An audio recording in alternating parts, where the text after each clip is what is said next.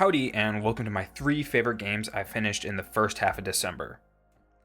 Finished, for the sake of this video, is anything from I rolled credits to I 100% of the achievement list. Now, to be more specific, this is actually restricted to all the games that I beat up to the 15th of December, so there might be a part 2 to this video later.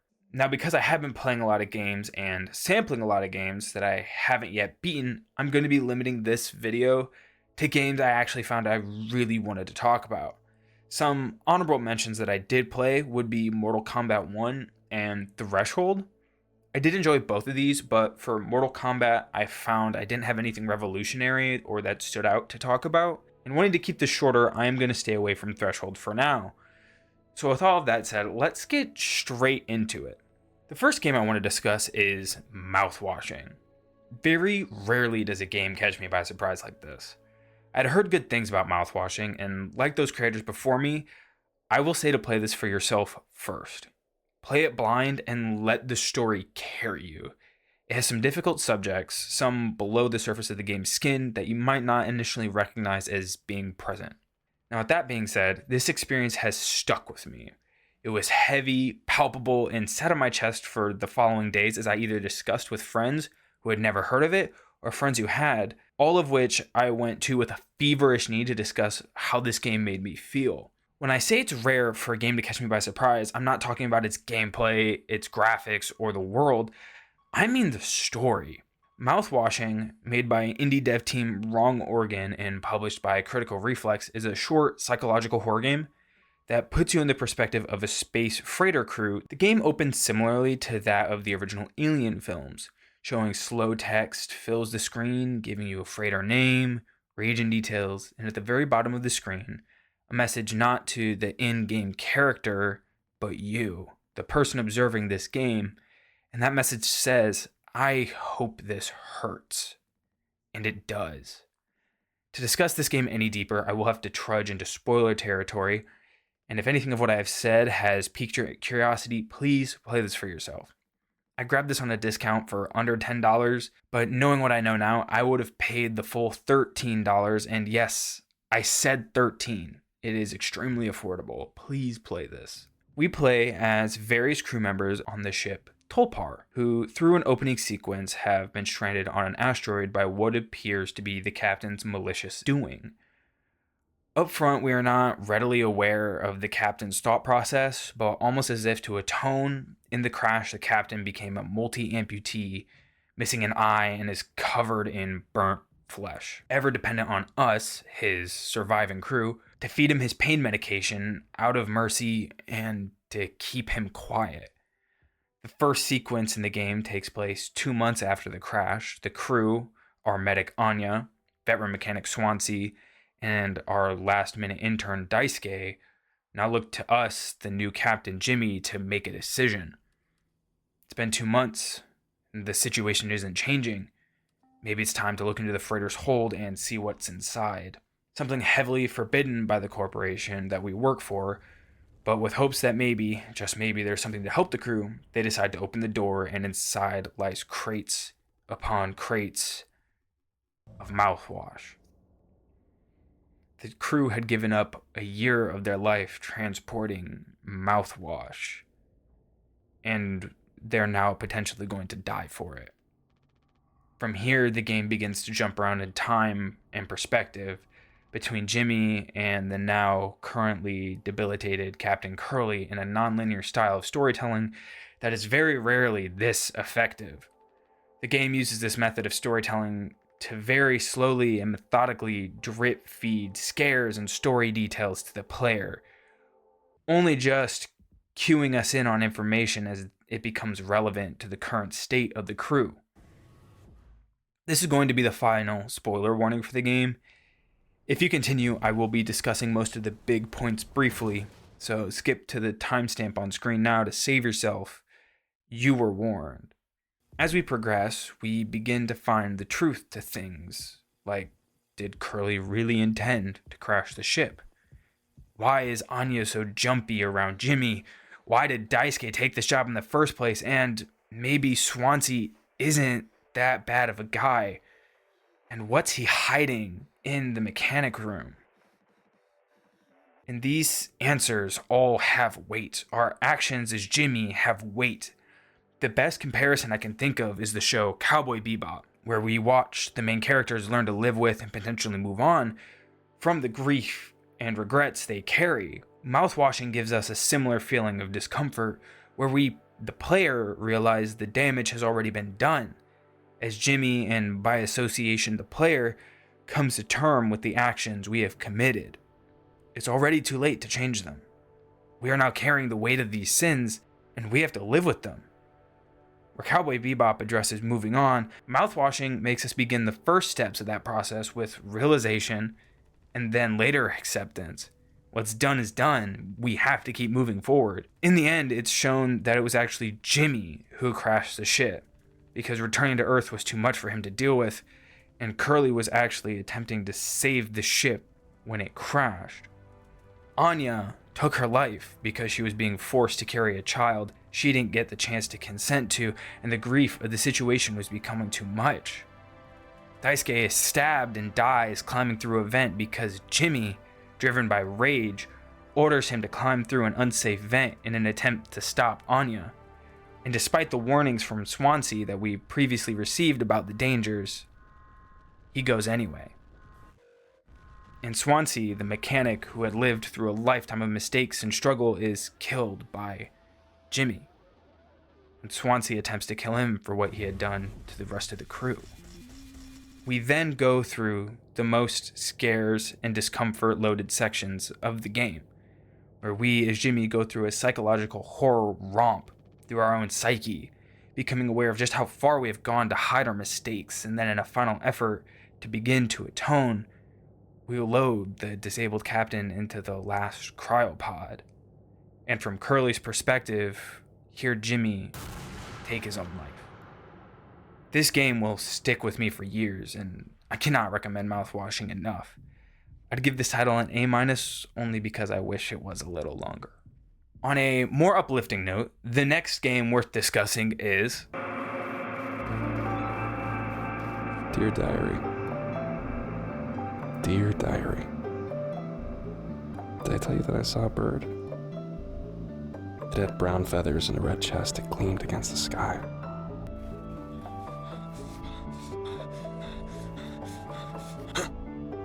I was sprinting through the forest. I slid through undergrowth like I was a kid again, not thinking about the mess or how I might need to repair my pants later.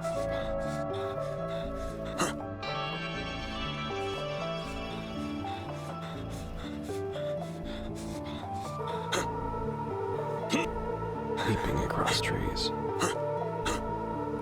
It reminded me of the best days at the COI, when I felt I did good.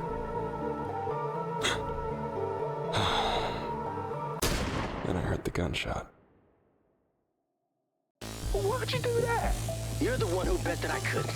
You're telling me you got a problem with it now. I don't care about you shooting the fucking bird. I care about you giving away our position.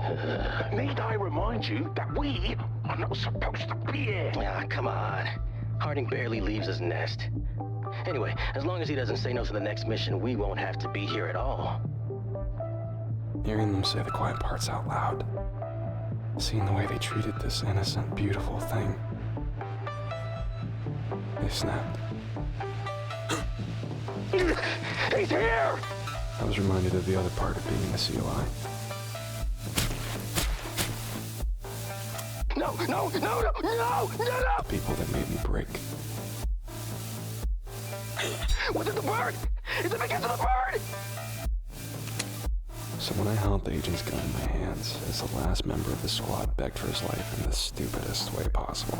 We're on the same fucking team! I didn't feel a thing. I'm what the COI made me. And I'm not going back.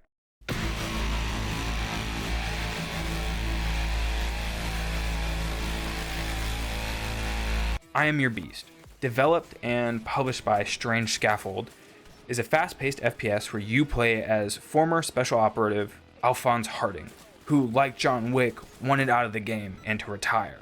That is, until your peaceful woods are penetrated by members of your former organization, the COI, who are looking to recruit you back by force for another. You jump between levels, sabotaging and disrupting the balance in the woods in small sandbox missions that take between 40 seconds and 3 minutes to complete, all while earning a score multiplier that has some surprisingly challenging S rank requirements, asking you to neutralize and remove your enemies in creative ways that double as efficient. Each mission also has 2 special challenges that require you to clear missions in specific ways, like headshots or melee only. They do on occasion mix things up with objectives like get X amount of beehive eliminations or don't kill any enemies at all. While you're going through these missions, your ears are bombarded with these awesome synth and techno tracks that perfectly match the breakneck speed you're required to perform at. The soundtrack, composed by RJ Lake, has even managed to find its way into some of my gym playlists, specifically those high rep or high weight lifts that I find I need a little extra energy for. All of these details combine into an addictive one more try loop that is as addictive as it's smooth to play. Between levels, Harding is able to listen into the enemy comm network and on occasion banter and torment the COI General Birkin. And then later we are fed some inside information from another COI operative, Byron, who only wants Harding to spare him and let him get home to his family. The story between these 3 is short, only lasting 2 to 3 hours, and that's including a free story expansion the devs recently put out, which shows you living through stories from Harding's survivors, the 6 operatives who saw you and managed to survive. Whether that was from being on a piss break or surviving a hive swarm of bees, this added DLC adds some of the more demanding missions and challenges in the game that are 100% worth your time. I would advise grabbing this on a sale, like the currently running winter sale, and giving this a playthrough. While it might be a shorter experience, it is polished to perfection. I'm giving this an A+ rating because Byron is a sweetheart that made me smile. And the last game for this half of December is Lorelei and the Laser Eyes. Lorelei and the Laser Eyes is a piece of art. After starting the game, you appear as the woman, unnamed and referred to by many pet names by a gentleman we will later meet named Him. Next to the woman is her car. The car is no longer working, and in the glove box we find 2 things. A letter from him, dated and saying what day he expects to meet us, and the game's manual. This manual lays out the basic principles of the game. 1. The goal of the game is to find the truth, whatever that may be. 2. This game has atmosphere, and it wants you immersed. Play in a quiet and dimly lit room with a pen and paper at hand. You'll need them. 3. Some basic knowledge is required. How to read a 24-hour clock, Roman numerals, etc. And 4, there are some difficult themes to be discovered. The next page of the manual tells you how to control the woman, and the page following tells you how to introspect. The game has an introspection menu riddled with all the information that you have and will find in the game, as well as the woman's stress, caffeine, and bladder. And the last page is advice and tips. There's a limited amount of currency in the game, so spend it wisely. There are shortcuts around the hotel, and listen to the person wearing an owl mask. If a revolver is pointed at you, that can become game over, and lastly, you might not have all the pieces to solve every puzzle. This last tip I feel is most important. You simply won't be able to solve everything off the rip. You'll be missing details and will have to backtrack, but most importantly is that you will at some point be able to solve everything on your own. You will not need a guide, as everything you find and look at throughout the game is readily available in the woman's memory to help you dig into information and solve every puzzle. Because that's what this game is, a puzzle, and it wants you to solve it. To the right of the car, there is a billboard. The billboard has some information about the forest you're in and a map. To the left of the car is a path, slowly winding towards the Hotel Let's Yar. I probably butchered that. But before we go in, we must get through the gate. It's locked. When we get close enough, a small cutscene plays, showing us a retriever with a pinkish-red collar bringing us a note. We inspect the friendly pooch's collar to read the name Rudy, and graciously accept the message he brings. The message is 2 sentences. Our mystery starts in previous correspondence. Find the year. We check our memories, and in it we reread the letter we found in the car. At the top of the letter strikes the previous year, 1962. We go to the door on the left of the gate and enter the current year, 1963, and the lock opens. That is the very first puzzle. The rest of the game contains puzzle after puzzle, further expanding on itself in clever and unique ways. Some puzzles challenge you to identify orientation and perspective, analyze relation of things, use deciphered codes to further decipher secondary or even a tertiary code to unlock late game information. It's a clever blend of puzzles found in Resident Evil and an open book test, because eventually you will have all the information, but it is up to you, the player, to understand its meaning and put it together. The in-game manual telling you to use a pen and paper is less of advice and more of a commandment. Through my 17 hours with Lorelei and the Laser Eyes, I filled 6 full pages in my notebook. And by the time I was coming across the last puzzle, that was a culmination of 10 hours of hard work, I was frantically flipping through these pages, lining up all the information I had, and to my friend in Discord, whom I streamed the latter half to, I sounded like a mad conspiracy theorist lining up dots on a board, not unlike Charlie from Always Sunny in Philadelphia. Even the story, which I'll be avoiding any and all spoilers for this one, itself is a puzzle. So to explain any more than I already have would not only rob you of discovering it for yourself, but rob the game from doing what it does perfectly. And I won't do that here. While I understand the black and white art style and fixed camera perspective might be a turnoff for some, to me, I don't think the developers at Simogo could have made this any other way. Similar games in the genre, like The Witness, go for the first-person perspective over fixed camera, or maybe even third-person. And while that's fine for those games, I couldn't imagine how much more infinitely complex this game would have become if I had a full 3D rooms to look around, potentially making this already perfectly curated difficulty unnecessarily challenging and taking away from other more important ideas this game wants to get across to us as players. I ended my first playthrough at 99.6% of the truth discovered, meaning all mental note objectives completed. Going back into a previous save and cleaning this game up, doing that last quest, finding the few minor collectibles I missed, and purchasing the one collectible item in the game to clean this off for 100% was joyously fun, and I would wholeheartedly recommend. I'd give this game an A rating. Shout out to the Truffle Pigs and Annapurna Interactive for always finding the most artful experiences currently in gaming today. And for now, that's it. This is the first half of December, and I may make a part 2, but if I don't, Happy New Year's and maybe see you in 2025.